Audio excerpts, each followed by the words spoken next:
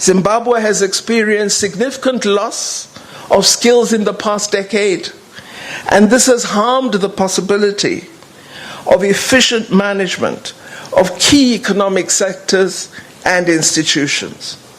So if we get to a point where it is agreed that we can begin to invest in particular institutions, we are going to have to look at how we bring skills back to bear into effective management of those institutions. We as South Africa have been a beneficiary to some degree of the loss of key skills, and there's been substantial migration to different parts of South Africa. So finding solutions to this loss of skills has to be an important and significant part of the practical solutions we would need to give attention to. We may have to devise innovative forms of institutional collaboration that would help sustain and perhaps restore the efficacy of critical institutions. Sometimes I shudder when I imagine what might happen if all the maths and science teachers were to leave South African schools. Many of them come from Zimbabwe. So how do we have a conjoined arrangement which won't lead to a collapse in these subject domains, these very important subject domains in South Africa, but support as well a revival in their sustainability in Zimbabwe?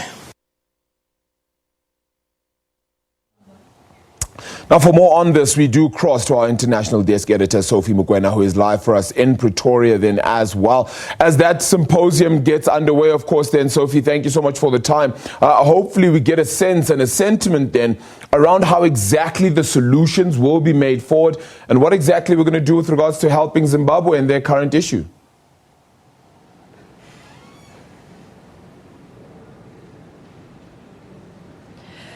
Thank you indeed, Arabile. Yes, we are coming live from the University of South Africa in Pretoria, where the Minister of International Relations, Naledi Pandor, spoke to many delegates here who attended a colloquium looking at the situation in Zimbabwe. The Minister emphasizing that the SADC region will work with Zimbabwe to ensure that the stability in that country, but also the country is able to address the challenges currently in Zimbabwe. You know very well that the doctors are on strike, the teachers are complaining about salaries, and the situation is bad in Zimbabwe economically. And many people here saying that for the situation to be better, all stakeholders must be involved and be brought to the table to come up with solutions. Minister saying that the region is committed to helping Zimbabwe. She also responded to us about the relations between South Africa and Botswana. You saw yesterday I spoke to businesswoman Bridget Motsepe Hadebe, who spoke about the fact that the Botswana government is intending to ask South Africa to send Bridget Motsepe Hadebe to Botswana to account on allegations of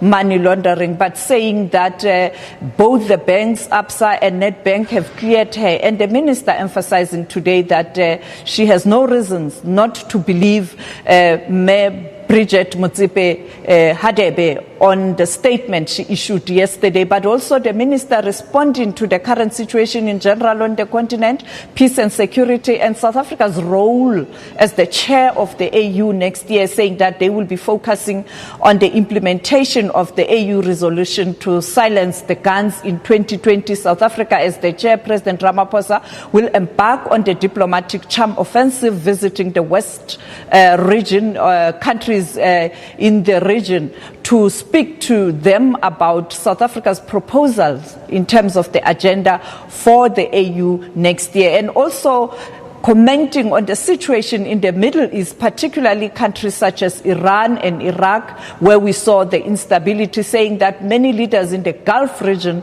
are quite concerned about the situation in that region, and also emphasizing that the Palestinian question must be resolved. This will bring stability in that region in general. And the minister arrived yesterday from Brazil, where she attended the BRICS summit. On the sideline, the foreign affairs ministers coming up with an agenda for that summit. And now we know that Brazil, as the chair, is going to hand over to Russia, and Russia saying that it is going to ensure that when it takes over the leadership of the BRICS nation, that the focus will be on building the economies of these 5 countries in the BRICS nation. And we know very well that from here, the minister is going to Little House, where she's going to attend the ANC Working Committee meeting, which precedes the ANC National Executive Committee meeting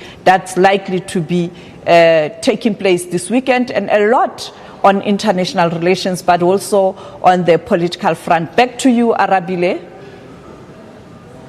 For the time, thank you so much for that as well. Then, and a quick update, of course.